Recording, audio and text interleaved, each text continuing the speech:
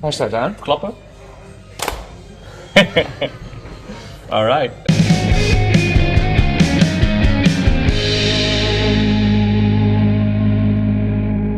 Welcome to another episode of DIY Artist Talks, where we talk about the experiences of DIY artists.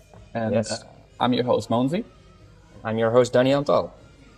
Today we were talking, we Our goal. are going to talk, we were thinking about the subject, what is success? The definition of success. Nah.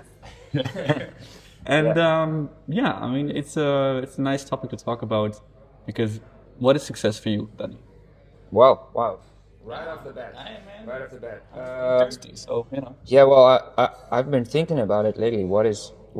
How do you define success? I think it's a good thing to establish first how we came to this subject, which is that I saw you post a vlog on your socials about having lots of views and streams on some of your videos, and that you're actually saying like, yeah, I have millions of views sometimes, and still like stuff doesn't really happen as you would expect it. So it's not like it's giving you the success that you're looking for. And I thought that's a pretty interesting point, because actually to me, it's kind of superficial, but for me, having lots of views online, because I spend a lot of time working on the socials, to achieve lots of views would be a good achievement. Yeah. Like that would be a form of success. But if I look at what the ultimate goal is, and I try not to lose touch of the ultimate goal, and that is that success to me would look like being able to play regularly and even pay at least part of your bills from it. So Right. by working on your craft, you are, paying the rent, so to speak, and Exactly. by doing that, you also create more room to create more and play more live, or be more among your audience. So if you have to summarize it in like a smaller kind of sentence, what is success? yeah. If I understood Yeah. you correctly, you said success is when you can pay the bill with your craft. No, I think even that is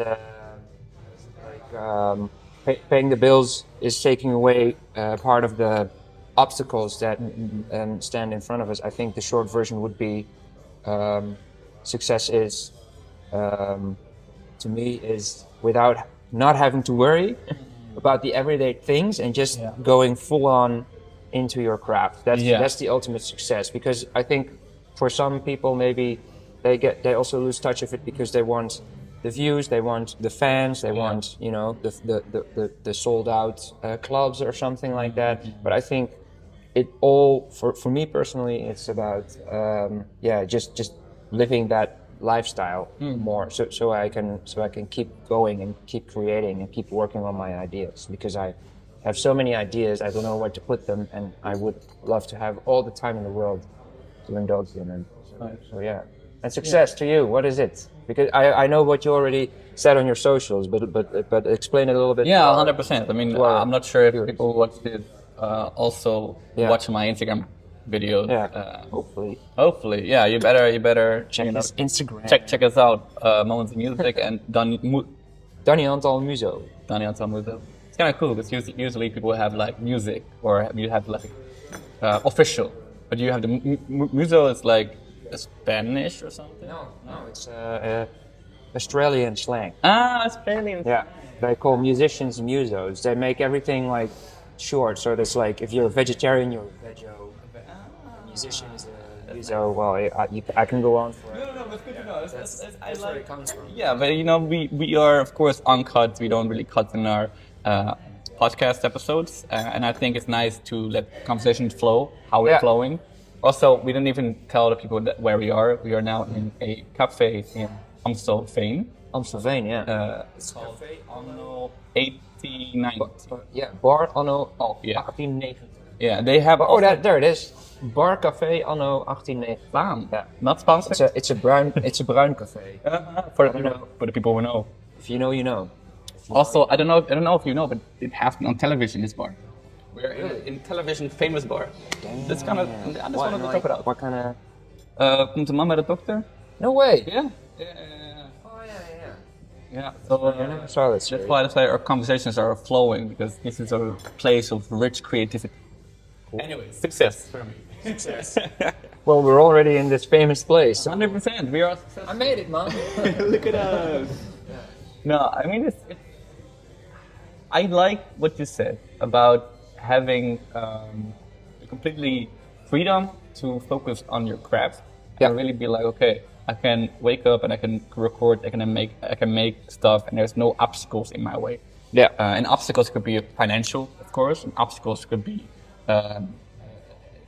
things that you do on the side, like hobbies or interests or anything else. Yeah. Or obstacles could be gear that you have or that you need, and space. That's also an obstacle, Yeah. space. So, yeah, I mean, I kind of like what you said. You're going with me on removing as many obstacles as you can. Yeah, but I'm also afraid that I can't let go anymore, since I'm now so focused on socials and the advertisement and the organizing. A lot of things that I didn't want to do in the beginning when I was an artist. Like, I'm an artist, I want to make music, but then you don't get booked, you don't get calls, and then you think about, okay, then I'm gonna book my own shows, I'm gonna make my own marketing, I'm gonna record my own content. Now I'm afraid if success will come, that I can't give it away. Like, oh, here, take my socials and make my social media. Or, book shows for me and do the bookings. Or hang my posters, because and then people will come. I'm not sure if of course it sounds like a dream, like, oh, please do it. But maybe in the end it would feel like I'm not doing the effort for it. And then maybe you lose motivation, or I think the struggle is, of course, part of the success. Yeah. Right? Yeah. It's funny. I was at a theater yesterday in Bellevue. There was the opening of This Is Not a Circus, which is going on this week. There's like different circus performances all across the city. And we went to a clown show yesterday. It was pretty funny, but it was opened by another circus artist. I had seen her before in one of the theaters I work in. And she actually says literally what you were saying right now. She introduced herself and her company, with the production company that she does, and she's like, "Yeah, I'm the founder, I'm the, I'm the producer, the graphic designer, and then she everything." And she starts talking about this delegating of what she wants to get to. Exactly. I mean, for her, it's a little bit different, I think, because she probably went out of circus school and had to do everything on her own for a while, and now is and sees that, especially in the Netherlands, it's more based on the individual. So you do everything, all the legwork yourself, and then she kind of came to this same dilemma as you are right now. So you're doing everything yourself, and how do you give it away when you perform your vision from the stage into the marketing, into the social media. So I mean, that's a tricky thing. I mean, because I don't know where people might be watching this from, but we are filming this in the Netherlands. And that also means that if you are a DIY artist in the Netherlands, as opposed to a DIY artist in Spain or France, but for instance, there's a big difference because there's I mean, the scene could be different. The scene could be different, but also the rules are different. Yeah. In the Netherlands, you're on your own, but in places like France, like musicians and artists can get money from the government to funds and stuff to put into projects. And we do it too, but there it's in some ways it's easier. I'm not saying like I don't know anything. Like, I don't know a lot about it, so I can't say a lot about it. So I'm not going to say that per definition in Spain or France or something, it's so much better and easier. But there's definitely, and also the lady in the circus yesterday said, the advantage of how it is in the Netherlands, the fact that you're on your own, also means that you are. You learn to the craft of entrepreneurship along the way. Yeah, exactly. So, I mean, it's good. Yeah. I mean, I'm happy that when I was younger and started to make music in the beginning, I thought I need a team, and I need this, and I need a label, and I need the blah blah blah. And I didn't want to do my own legwork because I was thinking it's not what I want to do, you know. But now if I look back to everything I did so far, I'm happy I did the legwork because you kind of like learn so much more about the industry and how things work, and of course money-wise, percentage-wise, manager-wise, you know, what energy goes into where. And if you don't know about all these things, I think, it could be that you don't even notice if you don't know the legwork, but I think it makes you a more established artist if you have done the legwork.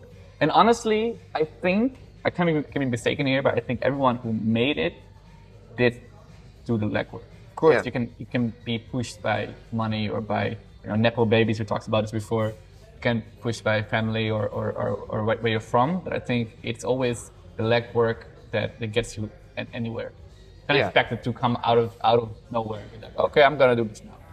Yeah, I think it also makes you everlasting if you've done the legwork and then you know how to continue. You definitely, I think, become more appreciative of the achievements because you're there. You're doing everything yourself. But it's. I mean, for a part, I can also understand that it's kind of sad somewhere that it's such an individual effort, and that, for instance, there's not like. For artists in general, not just musicians, I feel like there should be a way to kind of unionize or something. There should be easier ways, like something to a platform where everyone who's emerging kind of like gets a little bit of a lift off before they have to do all this legwork themselves. I mean, if you want to make it as an artist, and I think this has always been the case as long as there were artists. You always have to put in the legwork, and you know that you're not going to be rich. You're not going to be you let go of those dreams, and you're like, all right, but I still want to be a creator. Then you commit to it. But I mean, it's just that society has a really hard time creating or defining value for the different arts and crafts that are out there. And that's what we are always up against. And for some reason, in many cultures, it feels like it's an individual effort. You're on your own. If you want to make it, if you want to exact your vision, you have to do it by yourself. Yeah, I mean, he did have band projects, right? I mean, often bands that you organize to make your music. I mean, same for me. I also get people that want to work with me and play my music. But you also, of course, have bands that do everything together, I guess. And then you're kind of together making success, like famous how famous bands got to be. I'm just thinking, would it benefit you? Do you think you would benefit from having a band that you work with and grow with? Would that be success?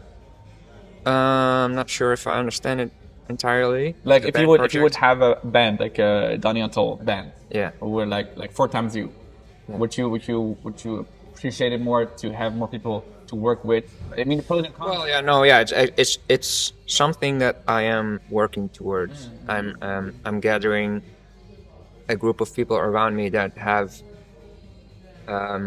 they were like they're willing and actually to work with me on this, and they have some ideas. I'm sitting down tonight with my guitar player because he came out and was like, actually, I want to do some of the legwork with you. Okay. And that kind of came out of nowhere, but that's I'm pretty happy with that. So there's definitely people around me that also see the potential and understand the vision.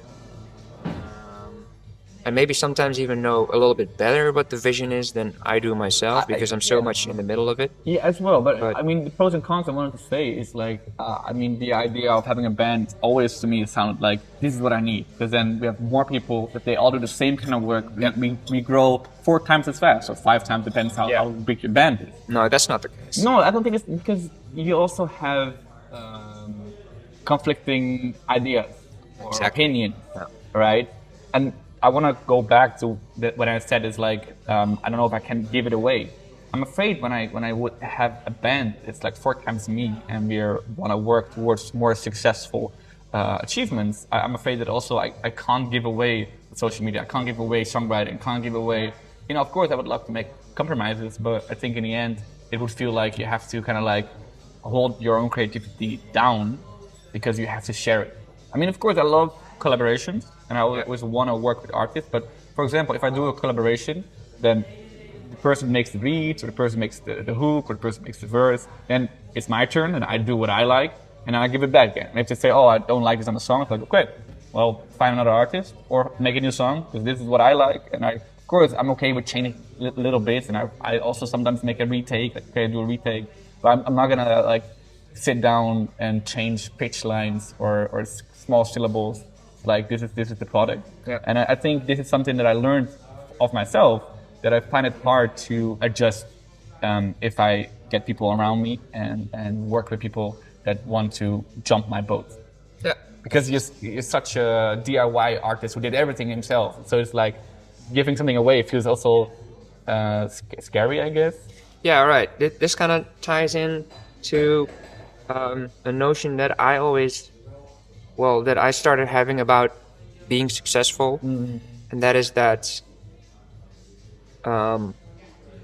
because you were talking about the band before, and so I played in a lot of bands before where we did it as a group, and it never really worked because the important stuff, the legwork, always comes down to this one person. Yeah, exactly. And I often was that person. Same. And I'm not blaming anyone. It's just like I kind of saw the whole picture always, and I always wanted to be, working on the band all the time. I wanted to make sure that we get bookings and people hear the name.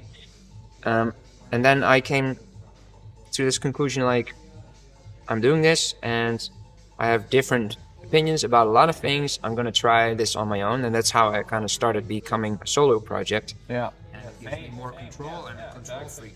And I think to add on a definition of success, so we said before, like, there's no obstacles anymore. You can fully go into working on your craft, whatever you consider working on your craft is. Maybe social media is a part of it, maybe not. Yeah. Maybe social media is another obstacle. But let's see, my point was, a definition of success is I don't need anyone. Yeah. I'm fine on my own. I'm not sure, like, I'm not saying like that's something I 100% stand by, but it's definitely a feeling that I try to. It's a control. Feel. Yeah, it's a control. Like I know that my music and my art can get somewhere, but I need to have the control to get it there. Yeah. Right. I think that's a very important. Also, because I feel like we are similar in this way, that not only do you want to make it, but you want to make it in your own way. You have a pretty good idea about what it would mean to make it, to be. I like to continue on this. Like, what does it mean for you then? Like, what is? How do you picture this success for you then? Yeah. As you said, you can picture what it means to be successful, but what is then the success in the end? How is the plan going? Yeah. Now I have to like dream out loud on camera. But it's a question I get a lot lately, because with my band I'm talking a lot about where it is that we want to go to. There's different, like, if I want to break through as a musician, I can just become a bass player in another successful project and be like, all right, this is it. And people were like, but that's not you. You clearly have more, I'm doing a more close proximity mic because of the background noises. We try. Anyway, so to zoom in on what it would mean to be successful is that I have a band on the road. I'm the front man. Check. I can have the interactions with the audience. I'm touring. A lot, playing in clubs, doing a lot of club shows. Would you really, consider like 4 or 5 times a week just performing? Yeah, I mean, I'm not sure if I will ever get to that at this point. But that's the dream. That's definitely the dream. Like, not have a job anymore. That is the job. Exactly. And I know the environment that we are working on, but this is just me dreaming, and I think many people have this dream as well. But it's more than that. I do also have like specific ideas of what I would want the show to look like, feel like, and what I would want the audience to feel when they visit me. Like, why would they buy a ticket? Yeah. Right now in the process of trying to put it to words so I can put it on paper. Yeah. Show it to people who might, be able to give me funds or gigs or whatever. So I am dreaming out loud, but I know it's also like it's a pretty elaborate dream because it still is kind of like the rock star dream in some way. Right. It's not it's not about the fame, but it's definitely about like being able to have this energy roaring inside me, and I just want to be able to have like a room full of people just making a lot of noise. Yeah, it's just funny to see how we keep circling back on like live playing. I guess that's always the feeling of success is when you just get booked. Yeah. And can do a lot of shows. Yeah. Because if I think about what I'm working towards, like what is the things that I'm dreaming of course, festivals would be cool. Of course, selling my concerts more easily. Like just say like, oh, I'm coming to Europe. And people are like, oh yeah, it's finally coming to my town. Yeah. I mean, that's something that I would like because I hate the doubt of not sure if I sell enough tickets to break even. Yeah. Right? That's just a shitty feeling, right? I get that. Yeah, but also, I'm also now, of course, as an artist, you also always, what's the good word for it? Making, what's the nice word for it? Being happy with a smaller thing. Yeah. It's definitely a skill that you need to. Yeah. To saying like, okay, this also works. I can also, take this as a part of my artist existence. More lights. Nice. Well, we will fix it later. Yeah.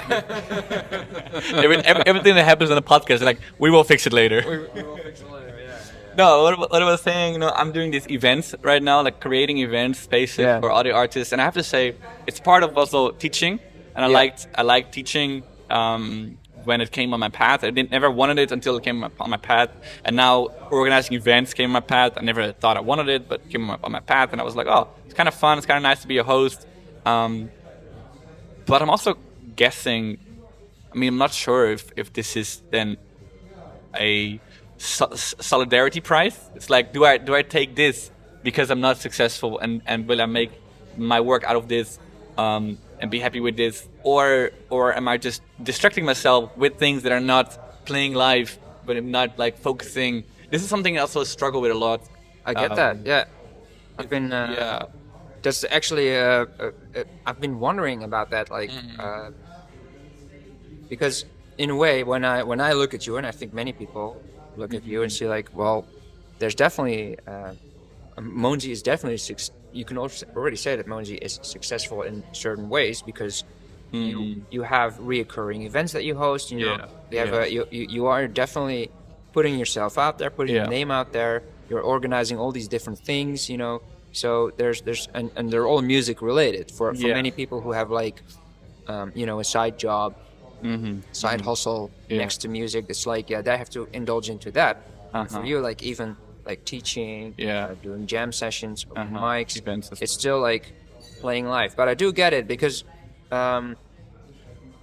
for a while I was like, maybe I should think about it. Be like, that's a good way to also organize events and put myself out there. Exactly. And I had some talks with friends about it, like, maybe stuff like Moanzy is doing, because then you also, it's like a muscle, you keep creating music. And people are like, but then you just replace your job with something else. Yeah, exactly. And then you're still not working on what you actually want to work on. Exactly. And it's like, well, that's actually a good point. It's so I get how that is still an obstacle for you in some ways. It's the same having a job. It's like, oh, I'm going to my job, but what if I didn't have a job? I could focus more on making music. Yeah. It's so easy to say, let's drop everything and go full on music. Because what does it mean to go full on music? Yeah. Right? That's a good question. Yeah, I would love to record songs every day. But I did this when I started out, and it was very nice and very fun. But then you realize, okay, now I have so many products, so many songs. Yeah. What am I going to do with all these songs? Yeah. And then I try to release every month, to keep the hype up. Yeah. But then you realize you need to kind of like market your songs, and it kind of costs money to just build up some streams. Yeah. Because you realize there's not much traction, and I realize the more I upload, the less value it has.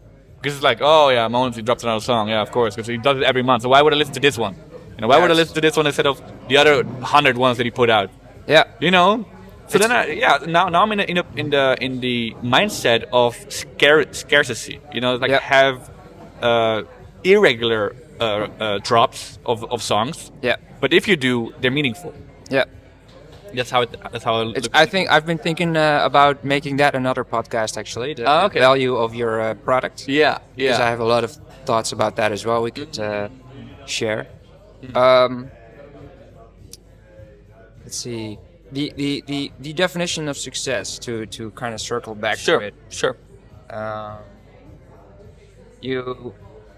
You finished a tour in Japan. Yeah. For a couple of months straight. Yeah. I know we've been in touch with each other. I know that you did like struggle, of course, which is obvious because you're putting yourself out there. There were some situations, and you had to like, work on the music and playing live shows every day. Yeah. But is that do you consider it still an achievement? Like if I look at the traction that you've created by doing that tour. And I feel like the comments that you're getting, I feel like just now, because I think about this, because just now you were like, the dream for me is also to be touring, and then I would get the question, when are you coming to Europe or something? But I feel like in Japan, people are, sometimes I saw some comments or something, like, people like, hey, when are you coming back, or something like that. Is that like something you already kind of like reeled in?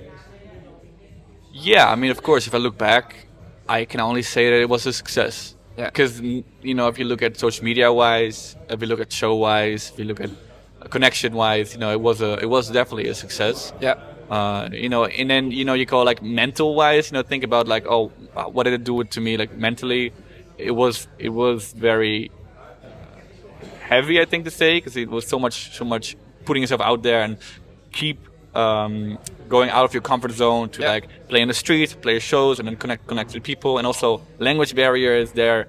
And also Japan is not really for everybody was thinking about, let me make some music in Japan. Yes, but do it when you're maybe more famous or established there, because if you set up, because I also know a lot of other artists that are also non-Japanese going there and making music, it's like I would say not worth it if you don't have a direct line to it or no fun towards it, because it's a very difficult market. Yeah, I can imagine. But yeah, of course, it's been a good success for me to do it. And are you planning on going back? Yes. Yeah, I'm telling people that I'm kind of like done with Japan. Not that I'm done as in I hate the country, because I love the country. Like I have a band there, I have a manager there. I'm really having great times there. But I've seen it now. Yeah. I mean, I've seen Tokyo at least. I've been a lot of times to Tokyo, and now I just want to make sure that if I go, it's not going to be like 3 months, like 90 days, not as long anymore. Just a shorter, a period of time, and just I don't want to focus on building career there. No. I want to just go there, do like 3-4 shows, say hi to my band, say hi to my fans, and then go maybe to South Korea, where I'm now also a little bit established, and then do the same thing there, just like 3 weeks, something like this, and then go home. Because now I'm going to Japan for like almost 90 days just to build something up. Yeah. I mean, that's why I wanted to keep on coming back, because I'm doing this now for 3 years. So it's like, okay, now you keep building. That's really cool. But I've seen the underground scene, and it's there is a lot of cool things and not cool things. I think for another episode we can definitely zoom in onto touring and doing shows internationally. Maybe shows in generally we can focus on this. But for now I have to say, like, if you're not established in a country, it could give you success to go somewhere. Yeah. But I would always say focus on your direct environments. Yeah, focus on recurring going to a certain place. Yeah. So if you want to go to the country of Japan or anywhere, make sure you can go a couple of times. Yeah. Establish yourself there. Yeah, because you have to reestablish yourself. Yeah. But yeah, it's another podcast. I think the last point is getting kind of busy here. It's getting kind of busy. The last point is we started off with the socials. You have a lot of tractions on the socials. Yeah. It's also both negative and positive. Yeah. Also another podcast episode I want to dedicate to. Definitely. So your point was, I have so many million views on some of my videos. Check. It's crazy. nothing is happening for me. I also see sometimes people who have even less followers than me, and I don't even have that many followers in certain perspectives on Instagram or any other socials, and I see them achieve more, like for instance, Paradiso or whatever, than you and I are doing. Yeah. So socials are definitely not the most important part. We could probably conclude that. Check. What is your take on it? Maybe you want to elaborate a little bit on it. I mean, I want to elaborate a lot of things, but I'm also afraid that it's getting super busy here. Yeah. Maybe, yeah. So I guess for this edition, we can. With this edition, we can kind of wrap it up. Yeah. So definition of success is, for us at least, being able to work on your craft without any distraction. Without distractions. I think that obstacles. Yeah, absolutely. I think that's kind of like Yeah. And there's definitely an episode number 2 that I would like to make on this. Yeah. To dive deeper into it. Because it's for everybody it's different. Yeah. Yeah. I think so too.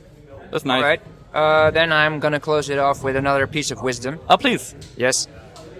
Burning a CD and selling it for $5 or $10 will make you more than 1,000 streams on Spotify.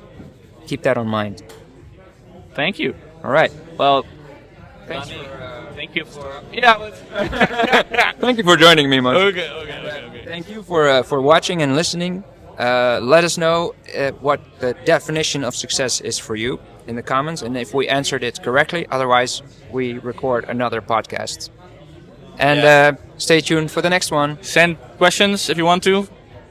Yeah, well, we're still looking on. Yeah, we don't even know when it will be out there. But if you see it and you want to ask something or you want to join our... Probably something will get on screen or in the show notes, but we are definitely open to listeners. Sponsors, help, we're broke. But also listener questions. 100%. That would be really fun. Amen, brother. Amen. Ciao. All right. Bye. Sick.